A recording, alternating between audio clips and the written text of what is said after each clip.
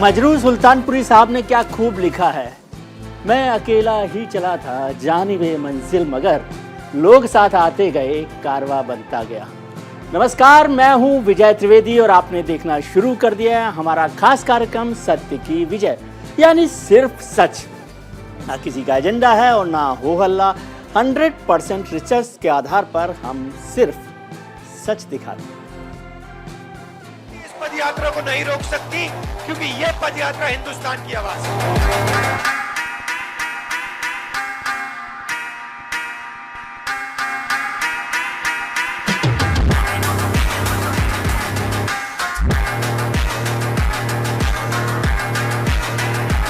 नफरत के बाजार में मोहब्बत की दुकान खोलने की कोशिश की। धन्यवाद। जय हिंद। श्रीनगर में आज 0 डिग्री तापमान में सियासी पारा काफी हाई रहा, क्योंकि भारी बर्फबारी के बीच राहुल गांधी की भारत जोड़ो यात्रा श्रीनगर में आज खत्म हो गई। कांग्रेस ने शेर कश्मीर क्रिकेट स्टेडियम में भारत जोड़ो यात्रा के समापन के अवसर पर एक बड़ी रैली का आयोजन किया। पूरे कांग्रेस लीडरशिप के अलावा विपक्षी दलों के कई नेता इसमें शामिल हुए। इस दौरान इमोशनल भाषण देते हुए राहुल गांधी ने एक तरफ जहां बीजेपी और आरएसएस पर हमला बोला, तो वहीं दूसरी तरफ अपनी दादी इंदिरा गांधी और पिता राजीव गांधी का जिक्र करते हुए कहा कि किस तरह से उन्होंने शहादत का दर्द झेला। उन्होंने कहा कि नफरत के बाजार में मोहब्बत की दुकान खोलने की ये उनकी छोटी सी कोशिश थी। इस यात्रा से कांग्रेस ने क्या खोया, क्या पाया और इस पर क्या राजनीति होगी, क्या असर पड़ेगा, इन सब पर हम चर्चा करेंगे। लेकिन सबसे पहले आपको बताते हैं आज का भारत जोड़ो का अपडेट और उसका सफर के बारे में। भारत जोड़ो यात्रा का सफर श्रीनगर के शेर कश्मीर स्टेडियम में आज यात्रा का समापन हो गया, जहां राहुल गांधी ने उस यात्रा का एक रैली में अपना भाषण भी दिया। 7 सितंबर 2022 से 30 जनवरी 2023 तक यह यात्रा चली। 7 जनवरी को कन्याकुमारी से ये यात्रा शुरू हुई थी। 12 राज्य, 2 केंद्र शासित प्रदेशों में 145 दिन तक 4080 किलोमीटर का सफ़र राहुल गांधी ने इस यात्रा में पैदल चलकर पूरा किया है। इस दौरान वो मंदिर, मस्जिद से लेकर चर्च, गुरुद्वारा, हर जगह पर गए थे राहुल गांधी। तमाम जगहों को उन्होंने, बॉलीवुड के सितारों से लेकर खिलाड़ियों तक का भी उनको साथ रहा। राजनेता तो मिले ही, पॉलिटिकल पार्टी के लोग भी मिले, बॉलीवुड के लोग भी मिले और जो हमारे क्रिकेटर्स हैं, स्पोर्ट्समैन हैं, वो लोग भी उनके साथ लगातार मिलते रहे। राहुल गांधी ने कहा कि कश्मीरियों और फौजियों की तरह मैंने अपनों को खोने का दर्द सहा। ये कनेक्ट करने की कोशिश राहुल गांधी ने की कश्मीरियों के साथ। भारत जोड़ो यात्रा के दौरान जिस भी राज्य में राहुल गांधी गए, वहां उन्होंने गैर बीजेपी पार्टियों को साथ लाने की कोशिश की, ताकि राहुल की मान्यता को बताया जा सके। इसलिए विपक्षी पार्टियों को शामिल होने का न्योता भेजा गया। कई ने इसे स्वीकार कर लिया, कई ने किनारा कर लिया। श्रीनगर में समापन समारोह के दिन भी विपक्षी दलों को बुलाया गया था, लेकिन आधे दल आए, आधे नहीं आए। आपको बताते हैं इसके बारे में कि कौन कितना जुड़ा रहा और क्यों नहीं जुड़ पाया विपक्ष उनके साथ। राहुल गांधी की इस यात्रा में 21 दलों को निमंत्रण भेजा गया था। भारत जोड़ो यात्रा के इस समापन कार्यक्रम के लिए 21 दलों के जो है इनवाइट किया गया था, निमंत्रण भेजा गया था। आज वहाँ भारी बर्फबारी भी हो रही थी। इसमें सिर्फ 10 विपक्षी दल भारत जोड़ो यात्रा में शामिल हुए, मतलब करीब आधे दल जो हैं उसमें शामिल हुए। विपक्षी दल जो शामिल हुए उनको देख लेते हैं एक बार। एनसी है, नेशनल कॉन्फ्रेंस है, पीडीपी है, सीपीआई है। जिन्होंने दूरी रखी वो जेडीयू, आरजेडी, एसपी है। जिनको न्योता नहीं दिया गया था उसमें आम आदमी पार्टी, बीआरएस और एआईएमआईएम है। इसके अलावा शामिल होने वालों में डीएमके, वीसीके, बीएसपी है, टीएमसी, बीसीपी, टीडीपी और एनसीपी ने दूरी बनाई, वो लोग नहीं आए। जेडीएस, एसएडी और बीजेडी को इनवाइट नहीं भेजा गया था। इसके अलावा आईयूएमएल, आरएसपी और जेएमएम के नेता भी समापन समारोह में शामिल हुए, लेकिन एचएएम और सीपीआईएम और आरएलडी इससे दूर रहे। वाईएसआर कांग्रेस और एआईयूडीएफ को न्योता नहीं दिया गया था कांग्रेस के हिसाब से। इसके अलावा शिवसेना, केरल कांग्रेस भी इस कार्यक्रम में शामिल हुई और जो एमडीएमके है वो उनसे दूर रही, यानी एमडीएमके को भी इन्वाइट किया गया था लेकिन वो नहीं आए। भले ही राहुल गांधी हर मन से ये कहते दिखाई दिए कि उनकी यात्रा का मकसद नफरत मिटाना और देश जोड़ना है, लेकिन इससे भी इनकार नहीं किया जा सकता कि हर यात्रा का आखिरी मकसद तो सियासत ही होती है। दक्षिण से उत्तर तक यात्रा के जरिए कांग्रेस 372 लोकसभा सीटों पर फोकस कर रही है और भारत जोड़ो यात्रा के जरिए राहुल गांधी की नई इमेज तैयार करने की कोशिश की गई। आपको बताते हैं उन सीटों के बारे में कि कौन सी सीटें जहां पर ये यात्रा गई और उनमें फोकस किया गया। और ये आप तस्वीरें देख रहे हैं राहुल गांधी की उस यात्रा की। 372 लोकसभा सीटों पर नज़र डालिए। ये सारी सीटें हैं जिनमें अलग अलग राज्यों में दी गई है, जो 12 राज्य और 2 केंद्र शासित प्रदेश हैं जिन पर भारत जोड़ो यात्रा गई थी। वहां पर कुल मिलाकर 372 सीटें हैं। तो इसमें तमिलनाडु, केरल, कर्नाटक सभी राज्य थे। राहुल के इस सफर में सियासत से ज़्यादा उनका लुक और उनकी शैली भी चर्चा में रही। राहुल कभी दौड़ते दिखे तो नाव चलाते नजर आए। आपको वो 6 तस्वीरें दिखाते हैं इस यात्रा की, जो अलग अलग मूड राहुल गांधी का आपको बताती हैं। रामेश्वरम से उन्होंने शुरुआत की थी, तो वहाँ पर कन्याकुमारी में और रामेश्वरम में जो रहा, फिर बारिश में उन्होंने भाषण दिया कर्नाटक में, वहाँ पर भी है। लोगों का जुड़ाव उसको अलग अलग जगह पर उस यात्रा को देखने को मिला। राहुल अपनी फिटनेस जो है वो भी वहाँ पर दिखाते हुए नज़र आए जब वो नाव चला रहे थे। फिर इस यात्रा के दौरान उनका जो परिवार है वो भी साथ आया, और जब आज लाल चौक पर झंडारोहण किया गया तो भी लोग मौजूद थे। प्रियंका गांधी भी उनके साथ मौजूद थी, कांग्रेस के अध्यक्ष भी मौजूद थे और अलग अलग विपक्षी दलों के नेता भी मौजूद थे। ये 4 तस्वीरें आप देख सकते हैं कि जहां मैसूर में उन्होंने चर्च का दौरा किया था, मध्य प्रदेश में महाकाल की पूजा अर्चना की थी, दरगाह में चादर चढ़ाई थी और स्वर्ण मंदिर में मत्था टेका था राहुल गांधी ने अपनी इस यात्रा के दौरान।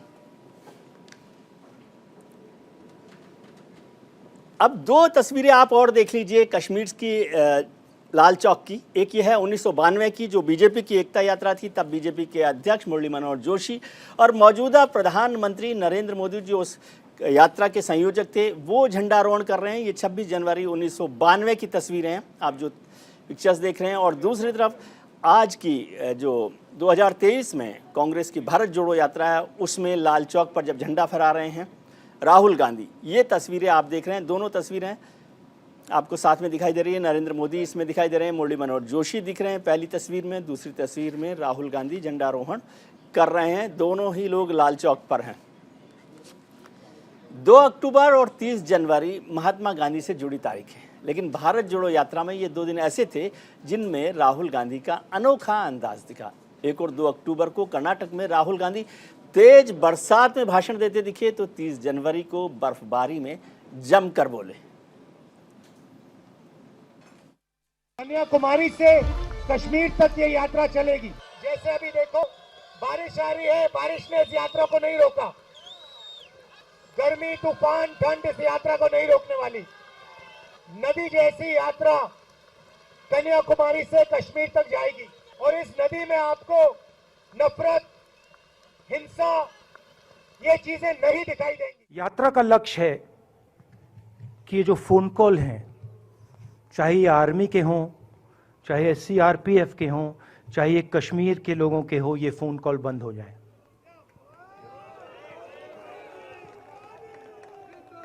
कि ये फोन कॉल किसी बच्चे को, किसी मां को, किसी बेटे को ना लेना पड़े। मेरा लक्ष्य ये जो फोन कॉल हैं इनको बंद करने का है। किसी भी राजनीतिक दल की यात्रा राजनीतिक मकसद के लिए होती है। जाहिर है भारत जोड़ो यात्रा का भी अपना मकसद है। राहुल गांधी ने श्रीनगर के लाल चौक पर तिरंगा फहराने के बाद प्रेस कॉन्फ्रेंस की और अपनी यात्रा की उपलब्धियों के बारे में विस्तार से बताया। तो उन्होंने खुद को जनता से जुड़ने की सबसे बड़ी खुशी जाहिर की। ऐसे में सवाल है कि क्या भारत जोड़ो से कांग्रेस के वोट जुट पाएंगे और क्या 2024 में राहुल गांधी नरेंद्र मोदी को टक्कर दे पाएंगे, या फिर क्या 2024 से पहले विपक्ष को जोड़ पाएगी कांग्रेस। ये जो सारी एक्सरसाइज हुई है, आज इसी मुद्दे पर चर्चा कर रहे हैं। हमारे साथ चर्चा में जुड़ रहे हैं कांग्रेस के प्रवक्ता वीरेंद्र वशिष्ठ साहब, भारतीय जनता पार्टी के प्रवक्ता सुदेश वर्मा साहब, टीएमसी के नेता संजय सरकार और वरिष्ठ पत्रकार और राजनीति और समाज की गहरी समझ रखने वाले राहुल देव साहब। आप सबका बहुत बहुत स्वागत है। वीरेंद्र जी, पहले आपसे शुरू करते हैं। कैसे आप देख रहे हैं, यात्रा तो पूरी हो गई, जो मकसद था वो पूरा हुआ है? विजय जी, आप सबको नमस्कार। और आज एक ऐसा दिन है जब इस देश को नफरत ने इस देश के नहीं विश्व के महानतम नेताओं में से एक बापू गांधी को हमसे खोस लिया था। जो बापू गांधी रघुपति राघव राजा राम कहकर अपने जीवन को पूर्ण कर रहे थे, जी इस नफरत ने उनको आखिरी शब्द हे राम कहकर इस देश से विदाई दी। विजय जी, उस घटना के बाद पूरे विश्व ने देखा कि संसार में एक संगठन को तब के गृह मंत्री सरदार वल्लभ भाई पटेल ने बैन किया। उस संगठन का नाम था आरएसएस। आज जो ये यात्रा निकली है, जी देश में पुनः फैले हुए नफरती माहौल के खिलाफ निकली है, जी और उसमें आज फिर एक संस्थान और एक विचार के खिलाफ ये यात्रा थी। आप इस कि जो मकसद में देश कामयाब हुए, नफरत आपको का- ऐसा लगता मैं है? विजय जी, पूरी मेरी एक बात, जी। आपके शो में आने का मतलब होता है कि सत्य की विजय, कि विजय के जी के शो में आप सत्य बोल सकते हैं। अगर आप भी ये इजाजत खत्म कर देंगे तो फिर इजाजत नहीं, मैंने कहा शायद ही कि आपको आपसे पता है कि मैंने अपना राजनीतिक जीवन वीएन गाडगिल साहब के को एज ए कांग्रेस स्पोक्समैन के रूप में देखा है।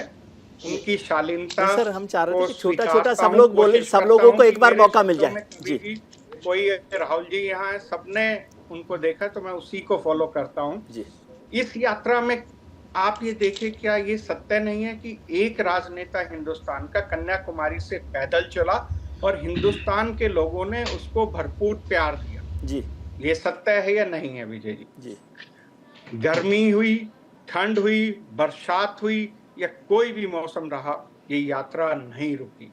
जी ये भी एक सत्य है। ये यात्रा को जितना प्यार भारत की जनता ने दिया है, तो भारत की जनता ने कहा है कि राहुल जी, आपने जो 3 मुद्दे मेन इस यात्रा में उठाए हैं वो सत्य हैं, हम सब आपके साथ हैं।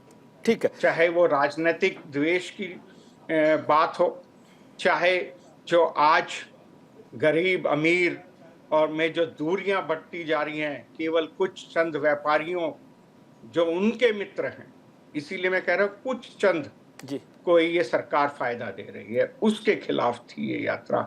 और जो देश में वातावरण नफरत का हो गया है, उसको खत्म करने के लिए यात्रा थी। और मैं समझता हूं कि ये यात्रा पूर्ण हुई है और जो नफरत के माहौल के खिलाफ भारत के लोग खड़े हो गए हैं। ठीक है। सुदेश वर्मा साहब, वीरेंद्र जी को आपने सुना कि यात्रा के बारे में विस्तार से उन्होंने चर्चा की। आज यात्रा खत्म भी हो गई पूरी तरह से, तो आप वीरेंद्र जी को, राहुल गांधी जी को बधाई देना चाहते हैं इस यात्रा के समापन पर? पहले तो ये बताइए कि मेरी आवाज आ रही है आप तक? बिल्कुल आ रही है। आपकी आवाज कौन रोक सकता है सर? बहुत बहुत धन्यवाद। मैं भी थोड़ा इतिहास में चलता हूँ, इतिहास से शुरुआत हुई है तो, और आप मुझे मेरे साथ भी जस्टिस करेंगे। भारत का छोटा छोटा विभाजन बोलेंगे तो सबके साथ हो जाएगा। जी सुनिए ना विजय जी, भारत का विभाजन ही पेट पर हुआ था। जी क्यों? क्योंकि कांग्रेस सत्ता में आना चाहती जी। थी, जवाहरलाल नेहरू जी को प्रधानमंत्री बनाना चाहती थी। जी नहीं तो भारत पाकिस्तान का विभाजन नहीं होता। जी हेट से शुरू हुआ, कांग्रेस को सत्ता में रहना है, हम सत्ता में रहने के लिए कुछ भी करेंगे। उसके बाद से कांग्रेस का इतिहास रहा है, चाहे कांग्रेस को तोड़ दो, 2 फाड़ बना दो, चाहे वो इंदिरा कांग्रेस हो जाए, बाद में चल के अभी राहुल गांधी जी का कांग्रेस हो गया है। सत्ता में रहना है, सत्ता से बाहर रहेंगे तो मछली जो होती है ना, बिन पानी के तड़पती है, कुछ भी करेगी। अपने आप को मुसलमानों का पार्टी बता चुके हैं, अपने आप को हर जगह वो जनेऊधारी हिंदू बता चुके हैं। ये क्या है, इनकी आइडेंटिटी का भी प्रॉब्लम है। और ये पूरे भारत जोड़ो यात्रा में हमने तो सिर्फ और सिर्फ हेट्रेड देखा। हेट्रेड किसके लिए? उस ऑर्गेनाइजेशन के लिए जिसके समर्थन हुए वाली पार्टी बहुत से सीटों में 50% से ज्यादा वोट से जीती है। इतने बड़े मैंडेट से प्रधानमंत्री आए हैं, उसको रिस्पेक्ट नहीं करते हुए सिर्फ हेट्रेड फैलाओ। क्यों? क्योंकि एक कम्युनिटी का वोट चाहिए, वो कम्युनिटी इनसे सरक रही है, और वो कम्युनिटी का जब वोट इनके पास आएगा तो शायद इनकी राजनीतिक गोटी सेक पाएंगे, ऐसा इन्हें लगता है। कोई भी पार्टी इनको टच करने के लिए तैयार नहीं है, इसका सब्सटेंशियल प्रेजेंस है, ये आपको पता है। जी ठीक है। संजय सरकार साहब हमारे साथ जुड़े हुए हैं, टीएमसी के नेता हैं, कोलकाता से जुड़े हुए हैं। संजय जी, ऐसी क्या नाराजगी रही जो राहुल गांधी जी तो मोहब्बत की दुकान खोल कर बैठे रहे थे, नफरत मिटा रहे थे, और आप पहुंचे ही नहीं श्रीनगर? देखिए, ये जनवरी महीना बहुत महत्वपूर्ण महीना है। नेताजी सुभाष चंद्र बोस को बर्थडे भी है। जय हिंद जय भारत करके हम स्टार्ट। आप भी एक क्रांतिकारी एंकर है, हम जानते हैं आपको बहुत अच्छे तरफ से। देखिए, इस समय हम लोग को पंचायत के चुनाव का तैयारी हो रहा है पूरा बंगाल जुड़ के, क्यों 24 में इसको निकाला नहीं है, 24 में इसको जीरो करना है भारतीय जनता पार्टी को, बिल्कुल जीरो करके हम लोग यहाँ से काम चालू करेंगे। और दूसरे नंबर बात है, आज के तारीख में भारतीय जनता पार्टी के बारे में अगर कहना चाहेंगे, आज क्या ये आंसू ये जज्बा तुम बेचती हो, गरीबों का हालात तुम बेचती हो, तुम्हारा प्यारे व्यापारी के नाम गरीबों को साम, यही तो स्थिति है। और क्या तू हिंदू बनेगा ना तू मुसलमान बनेगा, तू इंसान का औलाद है, तू इंसान बनेगा, यही तो मेरा नारा है आज की तारीख में। लेकिन संजय जी आप चले जाते तो सुदेश जी इतना मुस्कुराते नहीं ना, उनको थोड़ा टेंशन हो जाता। नहीं, मैं राहुल गांधी को पूरा समर्थन करता हूं भारत जोड़ो यात्रा की। क्यों? पहले दिन भी हम समर्थन किए हैं, आखिरी दिन भी आज समर्थन करते हैं। क्यों समर्थन करते हैं? भारतीय जनता पार्टी को हरा मिर्ची और लाल मिर्ची दोनों मिर्ची लग चुके हैं, जलन होना चालू हो गया, इनको बहुत बुरे तरह से जलन होना चालू हो गया है। ठीक है। और जब राहुल गांधी निकालना चालू किए हैं, इनको कभी पाप्पू बोलना चालू कर दिया, बच्चा को निकल के 9 से 90 ये परिवर्तन देखना चाहते हैं, भारत जोड़ना चाहते हैं। 9 साल के बच्चे भी इसमें जोड़ना चाहते हैं, 90 साल के जो बुजुर्ग है वो भी जोड़ने चाहते हैं, उसमें भी इसको जलन हो गया है। कहाँ का जलन हो गया मैं आपको बता रहा हूँ, मैं हकीकत बता रहा हूँ। आज 24 में भारतीय जनता पार्टी के नाम पे जो किताब लिखा जा रहा है वो बिल्कुल जा रहा है। आज हिंडनबर्ग का जो एक संस्था है उसने लिखा है, अदानी ने क्या किया है, ठीक है, फर्जी वैल्यूएशन और फर्जी शेयर को मार्केट पर आने के लिए वो देशभक्ति के नाम पे फ्रॉडिज्म कर रहे हैं। ठीक है संजय जी, इस पर और डिटेल में बात करेंगे। अभी राहुल देव जी हमारे साथ जुड़े हुए वरिष्ठ पत्रकार है और उनका सामाजिक क्षेत्र में और राजनीति की पत्रकारिता के क्षेत्र में बहुत बड़ा अनुभव है। राहुल जी आपके पास माफी के साथ मैं आखिर में आया क्योंकि राजनेता हमारे सब मौजूद थे, आपने सबको सुना है। अब आपकी टिप्पणी क्या है राहुल गांधी की पूरी यात्रा को लेकर? देखिए, एक तो अच्छी बात यह है, मैं उनको बधाई इसके लिए भी दूंगा कि वो बिल्कुल निर्विघ्न संपन्न हुई यात्रा, सब लोग सुरक्षित रहे, कोई दुर्घटना नहीं हुई, किसी को कोई नुकसान नहीं हुआ। और ये अपने आप में बहुत कठिन यात्रा थी हर तरह से, तो ये एक अच्छी बात है। पूरे देश को मैं समझता हूँ कि ये अच्छा लगा होगा। दूसरी बात ये कि राहुल गांधी लगातार इस यात्रा में ये कहते रहे हैं कि ये यात्रा वोट पाने के लिए, चुनाव जीतने के लिए नहीं है, राजनीतिक यात्रा नहीं है, ये हृदय को संदेश देने वाली, लोगों को जो बांटने की जिनको कोशिश हो रही है उनको जोड़ने की कोशिश करने वाली है, ये जोड़ने की यात्रा है, नाम भी उन्होंने यही दिया। तो मैं समझता हूँ कि उनको खुद भी मालूम है और उन्होंने ऐसा कुछ कहा भी नहीं कभी कि इससे उनको उम्मीद है कि अचानक पूरी यात्रा के बाद कांग्रेस की सीटें बढ़ जाएंगी, वो इन सारे जो चुनाव आने वाले हैं राज्यों में उनमें चुनाव जीत जाएगी। ऐसा न तो सोचा गया था, कोई भी इतना नादान नहीं होगा कि वो एक यात्रा से ऐसी इतनी बड़ी उम्मीदें रख लें। लेकिन दो चीज़ें हुई हैं जो बहुत ठोस उपलब्धियां कही जा सकती हैं कांग्रेस के लिहाज से। एक तो ये कि राहुल गांधी की अपनी जो छवि, जो बहुत कोशिश करके जिसको ध्वस्त किया गया था, पप्पू बना दिया गया था, वो कोशिशें आज ध्वस्त हो गई हैं। आज राहुल गांधी की छवि एक गंभीर, एक अपनी बात पर टिके रहने वाले और उसके लिए संघर्ष करने की क्षमता रखने वाले राजनेता की बनी है, पहली बात। दूसरी बात कि इससे वोट कितने मिलेंगे ये तो नहीं जानते, बहुत ज़्यादा नहीं बढ़ेंगे, लेकिन कांग्रेस के कार्यकर्ताओं में पूरे देश में एक नई ऊर्जा का, नए जोश का और आत्मविश्वास का संचार जरूर हुआ है। तो कोई भी युद्ध हो किसी भी तरह का, उसमें सेना में जोश अगर नहीं होगा, अपने आप पर विश्वास नहीं होगा और अपने लक्ष्य पर विश्वास नहीं होगा, तो वो फिर कोई भी लड़ाई जीत नहीं सकती, कितनी बड़ी सेना हो। अब जो कांग्रेस के सामने चुनौतियां हैं वो बहुत बड़ी हैं। राहुल गांधी के सामने जो चुनौतियां हैं उनको कम करके बिल्कुल नहीं आंका जा सकता। और ये भी स्पष्ट हुआ, जैसे आपने शुरू में ही बताया, कि 21 दलों को निमंत्रित करने के बावजूद सिर्फ आधे ही आज शामिल हुए। यानी विपक्षी एकता का अगर सपना किसी कांग्रेस के वाले के मन में या राहुल गांधी के मन में रहा हो तो वो सफल नहीं हुआ है। और वो ये इससे अंदाज ये नहीं समझ सकते कि अब विपक्ष भी हमारे साथ आ गया है और हम विपक्ष के सर्वमान्य नेता बन सकते हैं। वो लक्ष्य अगर था तो वो पूरा नहीं हुआ। तो आप इसको अभी मैं यही कैसे देखते हैं कि मतलब विपक्ष की जो अपोजिशन यूनिट है उस पर बढ़े नहीं, और राहुल गांधी जब ये कहते हैं कि मैं वोट के लिए नहीं कर रहा, इसको मैं दूसरे तरह से भी समझना चाहता हूँ। इसका मतलब ये है कि आपको लगता है कि इससे कुछ फायदा होने वाला नहीं है। आप सफाई में ये कह रहे हैं कि मैं वोट के लिए नहीं गया, मतलब ऐसा हो सकता है, ऐसा मैं समझता हूँ कि कुछ लोग ऐसा सोच सकते हैं। ये किससे सवाल है? आपसे समझ रहा हूँ। अच्छा, नहीं, मैं समझता हूँ कि 15 साल से राजनीति कर रहे हैं राहुल गांधी, तो उनको भी इतनी समझ है और रही होगी कि वो इस यात्रा से पूरी कांग्रेस का पूरे भाग्य परिवर्तन हो जाने की उम्मीद ना करें जी। और उन्होंने एक भावनात्मक उद्देश्य को ही सामने रखा है, लगातार उसकी ही बात की है। उन्होंने, हम ध्यान देना चाहिए कि उन्होंने पार्टी पॉलिटिक्स उस तरह से इस यात्रा में नहीं की है जी, ठीक है, और कीमत चुका के नहीं की है। जब राजस्थान में और गुजरात में चुनाव हो रहे थे, उनको बुलाया जा रहा था, तब भी वो अपनी पार्टी के पक्ष में प्रचार करने नहीं गए जी। तो इन बातों को अगर हम ध्यान दें तो ये दिखता है कि साफ साफ उस तरह का राजनीतिक उद्देश्य इसका नहीं था। ठीक है, वीरेंद्र जी के पास आऊं, लेकिन सुदेश जी आपसे समझना चाहता हूं, राहुल जी ने कहा कि सेना में जोश भर दिया गया, तो पहली लड़ाई की जो पहली शर्त है कम से कम वो तो पूरी की है राहुल गांधी ने। दूसरी बात, आपको शायद हो सकता है, मुझे नहीं पता, कि आपको घबराहट इसलिए हो सकती है क्योंकि आपने यात्राओं से राजनीति बहुत की है और यात्राओं से सरकार भी बनाई है, तो आपको लगता है कि ऐसा ही नतीजा इसका भी हो सकता है?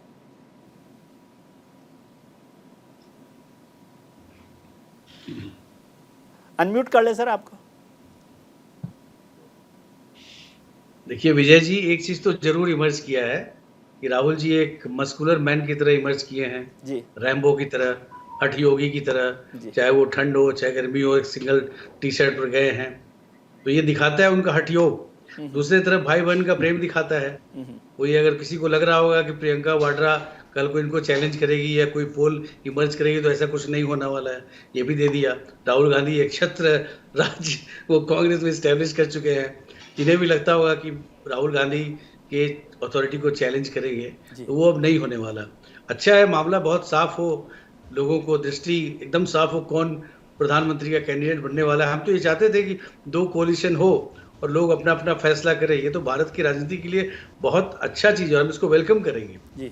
लेकिन ये यात्रा को कहीं से भी हम नहीं देखते कि राहुल गांधी कोई बहुत मेच्योर्ड लीडर के रूप में इमर्ज किए हों, क्योंकि मेच्योर्ड लीडर की कोई भी यात्रा होता है, अगर आप ये विजन दिखाते हैं कि आप क्या कर सकते हैं, आपकी कैपेबिलिटी क्या है, भारत को कैसा होना चाहिए, तो हम समझते हैं एक पॉजिटिव नोट है।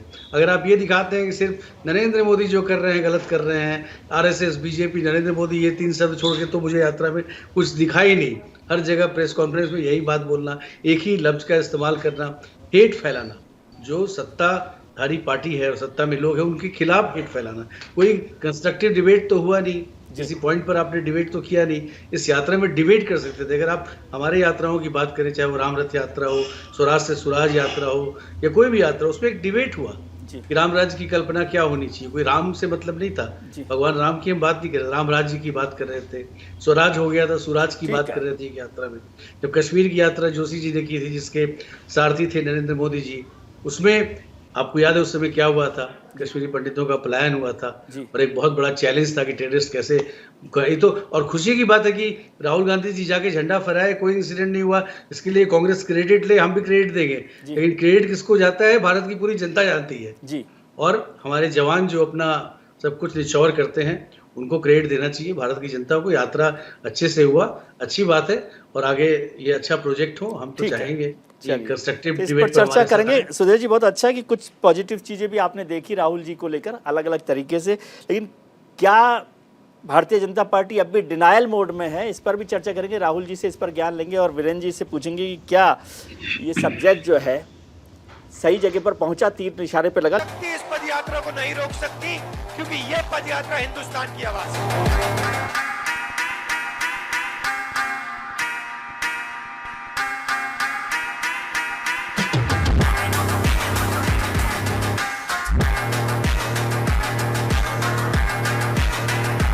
नफरत के बाजार में मोहब्बत की दुकान खोलने की कोशिश की। धन्यवाद, जय हिंद। हम चर्चा कर रहे हैं भारत जोड़ो यात्रा और उसके राजनीतिक असर को लेकर। हमारे साथ खास मेहमान जुड़े हुए हैं, वरिष्ठ पत्रकार राहुल देव जी हैं, कांग्रेस के प्रवक्ता वीरेंद्र वशिष्ठ जी हैं, भारतीय जनता पार्टी के नेता और प्रवक्ता सुदेश वर्मा जी हैं, और संजय सरकार साहब हैं, टीएमसी के नेता। आप सबका एक बार फिर स्वागत है। राहुल जी, छोटा सा एक सवाल का जवाब आपसे चाहता हूं, फिर वीरेंद्र जी पर आना चाहता हूं कि जिस तरह से सुदेश जी ने जिक्र किया राहुल गांधी की यात्रा का, क्या आपको लगता है कि Bharatiya Janata party denial mode में है? देखिए, ये बिल्कुल एक दूसरे की विरोधी पार्टियां हैं, तो एक दूसरे को खारिज करना उनका एक तरह से बहुत स्वाभाविक कर्म है, स्वाभाविक धर्म तो मैं नहीं कहूँगा, इससे बेहतर वो कर सकते हैं, लेकिन ऐसा होता नहीं है। तो इसमें कोई आश्चर्य हमें नहीं होना चाहिए। आप अगर कांग्रेस के प्रतिनिधि से उम्मीद करेंगे कि वो बीजेपी के किसी पहल का स्वागत करेगा, तो ऐसा नहीं हो सकता। इसे बीजेपी के नेता से ये उम्मीद करना कि वो कांग्रेस या राहुल गांधी की पहल का स्वागत करेगा, ये नहीं होना। तो ये उम्मीद ही नहीं रखनी चाहिए। तो मुझे कोई आश्चर्य नहीं है। मोटी बात यह है कि जो इससे जो आपका मूल सवाल था कि हासिल कुछ हुआ, क्या हुआ, तो क्या हुआ, क्या नहीं हुआ और क्या हुआ, तो इन पर हम बात करें। इस पर अलग अलग दृष्टियां हो सकती हैं, तो उस पर हम सब लोग अपनी बात कर सकते हैं। जी वशिष्ठ साहब, सुदेश जी ने भी कहा और जैसे राहुल जी ने भी कहा कि यात्रा निर्विघ्न हो गई, तो भारतीय जनता पार्टी के बहुत से नेता आज कह रहे हैं कि इसका क्रेडिट राहुल गांधी को और कांग्रेस को तो मिलना चाहिए कि अच्छे से यात्रा हो गई, लेकिन श्रीनगर में आराम से लाल चौक पर झंडा फहराने का धन्यवाद तो आपको प्रधानमंत्री जी को और मौजूदा सरकार को करना चाहिए कि अब उन्होंने वैसी व्यवस्था कर दी कि आराम से कर सकते हैं। विजय जी देखो, मैं फिर पुनः एक और चीज कह रहा हूँ कि सुदेश जी ने बड़ी चीजें रखी, मैं शायद अब वो मेरे को सुनेंगे भी प्यार से। सुदेश जी, आपका भी स्वागत है। आप देश के लिए यात्रा करें। जब आपने की तो 1992 में शायद ही कुछ हुआ हो आपके साथ, जब कांग्रेस की सरकार में आप गए, और हालात के विपरीत भी वहां पर हमने आपकी यात्रा को करवाया। इस यात्रा और उस यात्रा में एक विजय जी, राहुल जी भी इस चीज को सहमति देंगे कि फर्क ये है, उस यात्रा को शायद कश्मीर के लोगों ने स्वीकारा नहीं था, इस यात्रा को कश्मीर के लोगों ने स्वीकारा है। जी विजय जी, इस यात्रा में 3 चीजें हुई मुख्य तौर पर। देश की जनता ने कहा कि राहुल जी ने जो जो बातें कही, चाहे वो कोरोना काल के लिए हो, चाहे आज जो हिडनबर्ग से जो बातें आ रही हैं, उस चीज को 12 साल पहले राहुल जी कह चुके। और इस सरकार ने केवल कुछ चुनिंदा व्यापारियों के लिए सरकार चल रही है। हमारी यात्रा इस खिलाफत में थी कि इस देश में राजनीतिक रूप से संविधान के साथ भेदभाव, छेड़खानी की जा रही है। इस देश में पहली बार हुआ है कि बलात्कारियों के पक्ष में, घृणा करने वालों के पक्ष में और व्यापारियों के पक्ष में जो केवल देश के पैसे को लूटते हैं, उनके साथ ही सरकार खड़ी हुई है। जी। और आप यात्रा की में कहीं कोई दिक्कत नहीं आई, इसका श्रेय भारत की जनता को देना चाहता हूं कि उन्होंने जो प्यार दिया राहुल जी को, उसका भारत की जनता को इस यात्रा का श्रेय है। और भारत की सुरक्षा में लगे हुए माँ भारती के महान सपूत सियाचिन के बॉर्डर से लेकर, ठीक है सर, वो तो बात है ही, हमारे जवान जो लगे रहते हैं वो तो सेफ्टी सिक्योरिटी देते ही हैं, लेकिन सेफ्टी नहीं होती तो फिर प्रधानमंत्री को गाली देते हैं हम लोग, है ना। तो प्रधानमंत्री को कोई क्रेडिट, मैं इसमें नहीं कह रहा हूँ, आप क्रेडिट की बात नहीं कर रहा, मैं आपसे दूसरा सवाल समझना चाहता हूँ, छोड़ दीजिए। बीजेपी के द्वारा हर दिन, जहां तक मैं आपसे फिर वही बात पे आना चाहता हूं कि राजनीतिक उद्देश्य से ज्यादा इस यात्रा का भारत की जनता का सामाजिक प्रेम जरूरी था। इसीलिए इस यात्रा का नाम था नफरत छोड़ो भारत जोड़ो। ठीक और रही बात, तो आप भारतीय जनता पार्टी के साथ भी इतनी नफरत छोड़ दीजिए। नहीं, जिस सोच के खिलाफ थी, मैं आज के दिन सरदार पटेल जी को भूल नहीं पाऊंगा। सुदेश जी, मैं आपको बता दूं, उस सोच के खिलाफ सरदार पटेल जी ने जो फैसले लिए थे, ठीक है, शायद भविष्य में वो पुनः लेने पड़ेंगे इस देश में नफरत को रोकना। ठीक है संजय जी, बात होती है साकार और निराकार की। मैं वीरेंद्र जी से भी समझना चाहता था, कांग्रेस ने तो एक निराकार रूप की यात्रा की जिसमें साकार रूप दिख नहीं रहा था। मेरे जैसा जो आम आदमी होता है उसको तो समझ में आता है कि भाई मूर्ति लगी हुई है, मकसद ये है, तो वो हो रहा नहीं है। लेकिन आपकी जो एब्सेंस थी उसको मैं समझना चाहता हूँ, क्योंकि आज आपने कहा कि हम उनके साथ हैं। यदि आप वहाँ होते तो ये एक मैसेज अलग जाता ना। आप सुदेश जी इतना खुश होकर बार बार कह रहे कि गए नहीं विपक्ष के नेता, या आप चाहते नहीं कि राहुल गांधी जी बड़े हो जाए? नहीं, वो बात नहीं है। मैं पहले भी बोला, बंगाल में पंचायत के चुनाव है मई महीना में, उसको बाद में लोकसभा का चुनाव। हम दोनों चुनाव का तैयारी कर रहे हैं, क्यों उसमें 42 में 42 हमको मिलना है।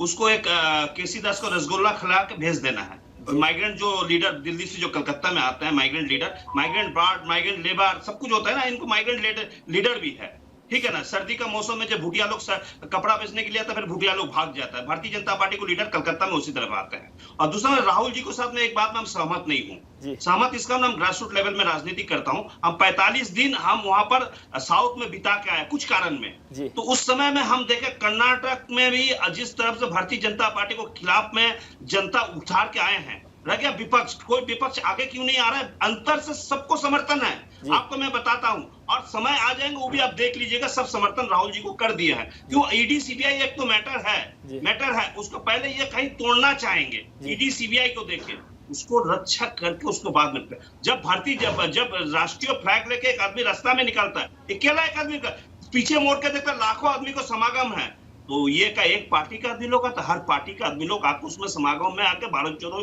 यात्रा में आके शामिल हो जाता है। ठीक है, मैं आपको हकीकत बताता हूँ, मैं राजनीतिक ग्रासरूट लेवल से करके आया विजय जी, आप मालूम है आपको सब कुछ बारे में।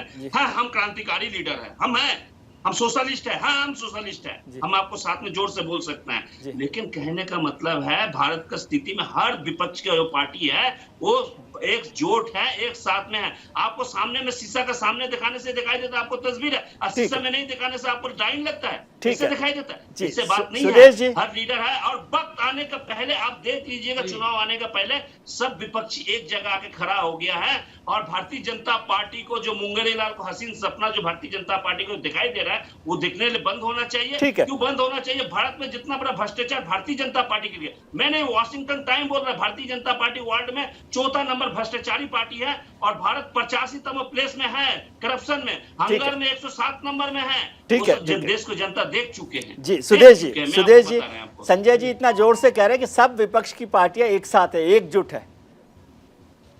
क्रांतिकारी को पहले अपने को आपको क्रांतिकारी नहीं बोलना चाहिए, लोगों को बोलने देना चाहिए, लोग आपको बता देंगे आप कितने क्रांतिकारी हैं, क्योंकि कभी कोई पत्रकार भी बोलता था बहुत क्रांतिकारी हैं। ठीक है, नहीं, आज के दिन तो सबसे बड़े क्रांतिकारी और सबसे बड़े सोशलिस्ट जो है वो नरेंद्र मोदी हैं।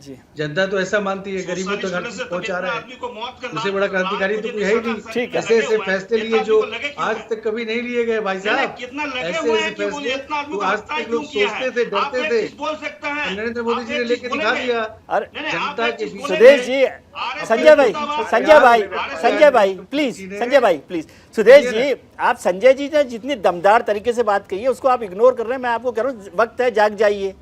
जो मैं राहुल जी से पूछ रहा था कि डिनायल मोड में मत रहिए। अपने आप को सोशलिस्ट बोल रहे हैं, अपने आप को क्रांतिकारी बोल रहे हैं। अरे कहाँ क्रांति कर दी भाई? सुनिए, क्रांति होती है जब आप सरकार में होते हैं और जब आप अपने डिसीजन को लेते हैं, समाज को जागृत करते हैं। आज पूरा भारत जो है जागृत हो चुका है, गरीबों को उसका हक मिल रहा है।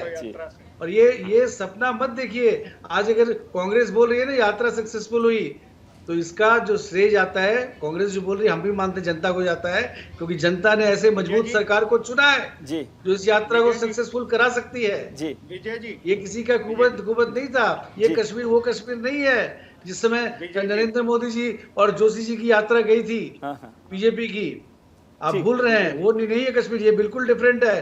धारा 370 हट चुका है। कश्मीर में आम व्यक्ति जो है वो लाल चौक पर झंडा फहरा रहा है। ठीक है, माहौल बदल चुका है, मौसम बदल चुका है। इस चीज को रियलाइज करिए, और यही कारण है कि भारत की जनता इस सरकार के साथ है। 10 सेकंड में सवाल पूछेंगे, उसको जवाब चाहिए। पूरा यात्रा सही है, ठीक है, आता हूँ संजय जी, 10 सेकंड में सवाल चाहिए जी। संजय जी बताइए। 10 सेकंड में एक सवाल चाहिए, उसको जवाब देना चाहिए। अच्छा, एक चीज आप सच्चाई को साथ बोलिएगा, भगत सिंह स्वतंत्रता सेनानी थे ना आतंकवादी थे? एक चीज आपको बोलना पड़ेंगे, अगर स्वतंत्रता सेनानी थे तो आरएसएस को जो सूर्य नारायण शर्मा जी जो थे, जो फाउंडर मेंबर भी थे, वो उसको खिलाफ केस लड़के फांसी के फंदा में चढ़ा, और वीर आसिफ अली उसको पक्ष में केस लड़ा। ठीक है वीरेंद्र जी, आता हूँ सुदेश जी, आता हूँ आपके पास। वीरेंद्र जी, ठीक है संजय जी, अरे सुदेश जी प्लीज, सुदेश जी को बोलिए आप लोगों को। हाँ, अभी जवाब देते हैं। वीरेंद्र जी भी एक बार बोल रहे हैं जी। हाँ सुदेश जी, मैं आपसे बड़े अदब से आग्रह करना चाहूंगा, आपके वर्तमान देश के गृह मंत्री और राहुल जी की उम्र में ज्यादा फर्क नहीं है, 5-6 साल का ही फर्क है जी। मैं कन्याकुमारी से लेके कश्मीर तक का आग्रह नहीं कर रहा हूँ, जम्मू से लेके कश्मीर तक का ही आग्रह कर रहा हूँ। आप आइए, माहौल सब ठीक है, आपका स्वागत है। और उस यात्रा में कहेंगे तो हम भी साथ चलेंगे। भारत जोड़ो के साथ जब नारा देना है, आओ यात्रा करते हैं, जम्मू से स्टार्ट करते हैं, कश्मीर तक चलते हैं, वहाँ चुनाव भी है, सब कुछ है। आपको वो रहती है वर्तमान में, केवल मैं जुमलों से देश नहीं चलेगा। देखिए आपको एक चीज बता दूं, सरदार पटेल जी ने आपके लिए कहा था आपको संविधान मानना पड़ेगा, और आज फिर हम कह रहे हैं संविधान मानना पड़ेगा। राहुल जी सर, ठीक है राहुल जी, आप मुझे इसका पॉलिटिकल कल्मिनेशन समझाइए। ये सब बात तो होती रहेगी कि अमित शाह जाएंगे, क्योंकि हम पर्सनल उस पर नहीं जाते, लेकिन क्या आप समझ रहे हैं कि एक पॉलिटिकल कल्मिनेशन किया है? ठीक है, आग्रह किया है, कोई बात नहीं। देश के गृह मंत्री से सुदेश जी के कहने पे 4-5 साल का ही फर्क है। सुदेश जी के पास आता हूँ, राहुल जी को समझना चाहता हूँ सर, इसका क्या कल्मिनेशन आप समझते हैं इस यात्रा का? पॉलिटिकल कल्मिनेशन आप क्या समझते हैं? इसका पॉलिटिकल कल्मिनेशन तो मुझे लगता है ये होगा कि कांग्रेस अब सभी प्रदेशों में जहां जहां उसके अच्छे कार्यकर्ता हैं, संगठन है, वहां पर, और जैसा मैं समझता हूँ शायद केसी वेणुगोपाल ने कहा भी है कि ये यात्रा का अंत नहीं है, दूसरी यात्रा शुरू होगी, राहुल गांधी उसमें यात्रा में रहेंगे। तो इसको अभी उन्होंने दक्षिण से उत्तर किया है, तो पूर्व से पश्चिम या पश्चिम से वो पूर्व भी करेंगे, ऐसा मुझे लगता है। और अब उनके नेता ने, वरिष्ठ नेता ने, मैं ये समझना चाहता हूं आपसे कि क्या विपक्षी पार्टियां राहुल गांधी को अपना लीडर मानेंगी? नहीं, मुझे अभी उसकी संभावना नहीं दिखती, और ये लगभग साफ कर दिया है पार्टियों ने कि वो अभी अपने सारे मतभेद मुराके, और जो जमीन पर व्यावहारिक चुनौतियां सबके सामने हैं, जहां पर वो एक दूसरे से कांग्रेस और ये पार्टियां लड़ रही हैं, वहां पर उस असलियत को भुलाकर वो नेता अपना कैसा मान लेंगे राहुल गांधी को अभी से, जबकि अभी समय बाकी है। तो अभी एक लंबी दूरी अभी होनी है। और मैं केवल अपने संजय जी से ये कहना चाहता हूं कि तृणमूल कांग्रेस के पास नेताओं की इतनी कमी नहीं है कि वो एक भी नेता को एक दिन के लिए श्रीनगर नहीं भेज सकते। जी, यही मैं आगे कर रहा था बात। तो अब ये पंचायती चुनाव हो रहे हैं, तो पंचायती चुनाव में नहीं, एक मिनट संजय जी, एक बार आप बोल लीजिएगा, राहुल जी को सुन लीजिए पहले। इतना अनुशासन तो रखना चाहिए कि कोई बात पूरी अपनी कर ले। जी, आपको मौका मिलेगा। जी, मैं अपनी बात कह रहा हूँ जी, तो मैं इसको नहीं मानता जो वो बता रहे हैं। और दूसरी पार्टियां भी जो कहें कि हम मन से उनके साथ हैं लेकिन हम किसी कारण से नहीं भेज सके, तो कोई भी पार्टी इतनी असहाय नहीं है और कमजोर नहीं है कि वो एक नेता को एक दिन के लिए भेज ना सके। जी, तो ये मतलब वो दोनों पांव में नाव रखना चाहते हैं, नाराज भी नहीं करना चाहते हैं, अपने हित को भी पहले देखते हैं। तो अभी विपक्षी एकता को सचमुच बनने में अभी लंबा समय लगेगा, अगर वो बनी तो, क्योंकि जो हर बार विपक्षी नेता के जो चुनौतियां रही हैं विपक्षी एकता में, वो इस बार भी मौजूद हैं, उनमें कोई कमी नहीं आई है। जी, संजय जी आप कुछ जोड़ना चाहते हैं इसमें, फिर मैं सुदेश जी के पास जाऊँ। नहीं, मैं एक चीज आपको बोलना चाहता है। दूर से जो दिखाई दे वो दिखाई देता है, सामने जो दिखाई दे वो दिखाई नहीं देता है। एक चीज क्या होता है मैं आपको बताता है, मन्ना देखो गाना याद आता है, बोला कागज में निकला नाम वहां फट जाता है, और पत्थर में लिखा नाम वो नाम खो जाता है, दिलों में निकला नाम वो नाम रह जाता है। और जो हम लोग जो समर्थन करते हैं ना, दिलों से समर्थन करते हैं, उसको दिखाने की जरूरत नहीं पड़ता है। इतना नेताओं को दिखाने की जरूरत, आदमी जोड़ जाता है, आदमी जोड़ के उसको पावर में लेके आता है। कोई लीडर पावर में लेके नहीं आता है। अगर इंसान अगर नहीं आता है तो आपका इंसानियत दिखाएंगे। तो राहुल जी आप थोड़ा समझिए, समझ की बात कीजिए, जी अच्छा लगेंगे। हम पूरा समर्थन मेरा। राहुल जी भी समझ गए, ठीक है। सुदेश जी, संजय जी ने कहा दिलों में साथ है, दिल से साथ है, पहली बात। दूसरी बात मैं समझना चाहता हूँ, देखिए बहुत बार होता है विपक्षी एकता की बात हम लोग करते हैं, लेकिन पिछले 50 साल की राजनीति देखें तो एक तो फियर फैक्टर जो है ना, वो विपक्षी एकता का सबसे बड़ा कारण है हमेशा, चाहे वो 77 में रहा हो, 89 में रहा हो, तमाम वजहों पर, या 2004 में भी फियर फैक्टर जो है वो विपक्षी नेताओं को जोड़ देता है। और जैसे संजय जी ने और वीरेंद्र जी ने भी इस बात का जिक्र किया कि ईडी, सीबीआई जो आपके दोस्त लोग हैं, उनका डर भी इन सब लोगों को एक साथ जोड़ सकता है, पहली बात। दूसरी बात, टीना फैक्टर, जिसको आप भारतीय जनता पार्टी आजकल बहुत बोलती है कि टीना फैक्टर है, वो टीना फैक्टर हिंदुस्तान की राजनीति में कभी चलता ही नहीं है। वो इंदिरा गांधी के वक्त नहीं चला, वो राजीव गांधी के वक्त में नहीं चला, वो वाजपेयी जी के वक्त में नहीं चला, तो टीना फैक्टर भी नहीं है। इसलिए इसको थोड़ा सा आप सीरियसली ले रहे हैं कि नहीं ले रहे? देखिए, पहली बात तो यह है कि आपने जो बताया एक फियर फैक्टर की बात की, ये बताइए क्या ये फियर फैक्टर 2019 में नहीं था? मुझे तो लगता है सबसे ज्यादा प्रबल तरीके से अब बढ़ गया ना। 2019 में था। राहुल गांधी जी तो चुनाव के नतीजे नहीं आए थे तब तक कैबिनेट बनाना शुरू कर दिए थे, याद है आपको?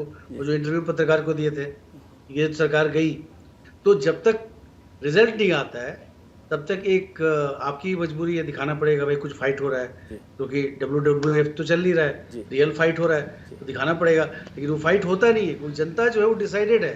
जैसे इन्होंने बोला कि नजदीक का वो दिखता नहीं है, दूर का दिखता है ना, नजदीक में तो यही दिख रहा है कि मोदी जी आ रहे हैं। दूर में आज से 25 साल बाद शायद 372 सीटों को स्वीकार कर लिया, नहीं आ रहे हैं। सुदेश जी 372 सीटों को कवर किया राहुल गांधी ने अभी इस यात्रा में 372 सीट्स को कवर किया है। तो क्या इनका स्ट्राइक रेट देख लीजिए, जहां जहां जाते हैं क्या होता है। ये तो आप ही लोग एनालाइज करते रहते हैं, मैं थोड़ी एनालाइज कर रहा हूँ। जहां जहां ये जाते हैं कांग्रेस का डब्बा बंद हो जाता है, तो 372 सीटों पर बंद हो ही जाएगा। और वहम की उसके बाद देखिए आगे क्या होता है। आगे भी यात्रा का सेकंड लेग शुरू होने वाला है। अरे हम शुभकामनाएं देते हैं, भारत के विपक्ष के नेता में ये उभरे मजबूती के साथ, बाकी लोग इनको एक्सेप्ट करें, जिससे लोगों को अपना नेता चुनने में आसानी हो कि देश के लिए कौन सही है। हम भी तो चाहते हैं वैक्यूम में भरे। ठीक है वीरेंद्र जी, छोटा सा कमेंट, लास्ट कमेंट आपका। नहीं विजय जी, मेरा सुदेश जी से यही है कि आपको अपने इस घमंड में रहिए, हमें कोई दिक्कत नहीं है, क्योंकि आप अहम और वहम के साथ जी रहे हैं। ठीक है, आप अहम और वहम के साथ जी रहे हैं। आप में अहम है कि जो हमने कर दिया वही फाइनल है, वही आपने। वीरेंद्र जी एक छोटा सा सवाल, क्या आप समझ रहे हैं? वही आपने डिमोनेटाइजेशन में किया, वही आप सुरक्षा के मामलों में करते हैं।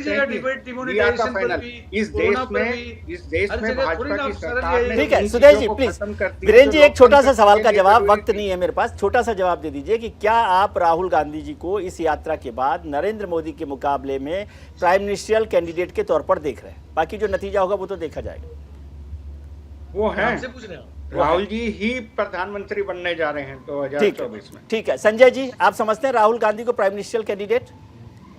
देखिए राहुल जी देश के प्रधानमंत्री बनेंगे, इस तो तय है, तय हो चुके हैं, जनता उसको तय कर चुका है। और भारतीय जनता पार्टी को जो बैठे हुए वो बताएंगे।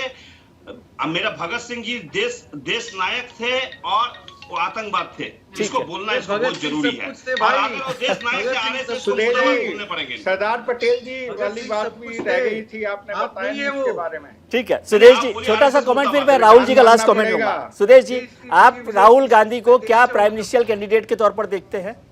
देखिए जिस तरह हिंदी सिनेमा में होता है ना, 1 से 10 तक अमिताभ बच्चन, आज के अमिताभ बच्चन पॉलिटिक्स के नरेंद्र मोदी जी हैं। 1 से 10 तक कोई नहीं है जी, और अगले 20 साल तक यही होना है। उसके आगे का सोचने क्या करना है जी। राहुल देव जी, अब ये सारा ज्ञान अब आपको देना है, फाइनल को। नहीं, सारा एक से 10 तक का भी हिसाब कर दिया सुदेश जी ने, तो आप बताइए मुझे। परम ज्ञानी बैठे हैं जी। जी संजय जी, आपका आदेश हो तो मैं कुछ कहूँ जी। नहीं आप कहिए ना, हम उनको बोल रहे थे, एक आरएसएस मुर्दाबाद नहीं बोल पाया, इसकी हिम्मत ही नहीं है। ठीक है जी राहुल जी। नहीं, मेरी निजी राय अगर पूछेंगे तो मुझे नहीं लगता कि अगले चुनाव में राहुल गांधी नरेंद्र मोदी को सीधे टक्कर दे पाएंगे। वो उम्मीदवार होंगे, इसमें कोई शक नहीं है जी। कांग्रेस के उम्मीदवार होंगे, इसमें भी कोई शक नहीं है, लेकिन वो पूरे विपक्ष के उम्मीदवार होंगे क्या, इसमें अभी बहुत सारे संदेह हैं और ये बिल्कुल नहीं कहा जा सकता। मुझे उसकी संभावना कम ही लगती है। चलिए, तो इसलिए सीधी टक्कर दे पाएंगे और सफल टक्कर दे पाएंगे, ये तो लगभग मतलब बेहद कठिन चमत्कारिक होगा अगर ऐसा हुआ। अभी तो मुझे इसकी संभावना नहीं दिखती, उसके बाद का कहना भी कठिन। चलिए, बहुत बहुत शुक्रिया आपका सुदेश जी, आपका बहुत शुक्रिया राहुल देव जी, आपका संजय सरकार साहब, वीरेंद्र वशिष्ठ जी, आपका बहुत शुक्रिया कि आपने वक्त निकाला। आज हमने शो की शुरुआत में आपसे एक सवाल पूछा था कि क्या भारत जोड़ो यात्रा से 2024 का राजनीतिक रास्ता निकलेगा। इस पर 55% लोगों ने हाँ के पक्ष में अपना वोट किया है, वहीं 45% लोग इसके पक्ष में नहीं है। यानी अब लोगों को लगने लगा है कि शायद इससे रास्ता निकल सकता है। आपने राजनेताओं की बात सुनी, हमारे पैनलिस्ट की बात सुनी, अब छोटी सी बात मेरी भी, यानी विजय व्यू। 12 राज्य, 2 केंद्र शासित प्रदेश, 145 दिन, 4080 किलोमीटर का सफर, चिलचिलाती गर्मी, भीषण बरसात, हाड़ कपाने वाली ठंड, जिस देश में कोस कोस पर पानी बदल जाता है, 4 कोस पर वाणी बदल जाती है, जिसकी सभ्यता विश्व में सबसे पुरानी है, जिसने पोरस का पराक्रम देखा तो अशोक का साम्राज्य, जिसने गुप्त काल का वैभव देखा तो तैमूर का कत्लेआम भी, जिसने अकबर का स्वर्ण काल देखा तो औरंगजेब की क्रूरता भी, अंग्रेजी के अत्याचार को देखा तो झांसी की रानी की वीरता को भी, जिसने भगत सिंह भी देखे और गांधी भी उस सभ्यता को जानने निकले। राहुल गांधी यात्राएं पहले भी हुई हैं, शायद आगे भी हों, लेकिन हर यात्रा की कुछ बात होती है। इस यात्रा में राहुल का लुक बदला, लोग साथ आए, अलग अलग अंदाज दिखा, लेकिन किसी भी नेता की आखिरी मंजिल कुर्सी होती है। क्या राहुल उसके करीब आए हैं? आखिर इसका हासिल क्या रहा? क्या विपक्ष साथ आया? तो इसका जवाब कांग्रेस और राहुल गांधी को अभी नहीं मिला है शायद। भले ही 2024 अभी दूर हो, लेकिन कांग्रेस जिस विपक्ष का साथ मांग रही है उस पर यह कहावत शायद फिट बैठती है कि अपनी मर्जी से कहाँ अपने सफ़र के हम हैं, रुख हवाओं का जिधर का है उधर के हम हैं। आज के कार्यक्रम में इतना ही। उम्मीद करता हूं कि आपका आने वाला कल आज से बेहतर हो। आप अपना ख्याल रखिए और उनका ख्याल रखिए जो आपका ख्याल रखते हैं। नमस्कार।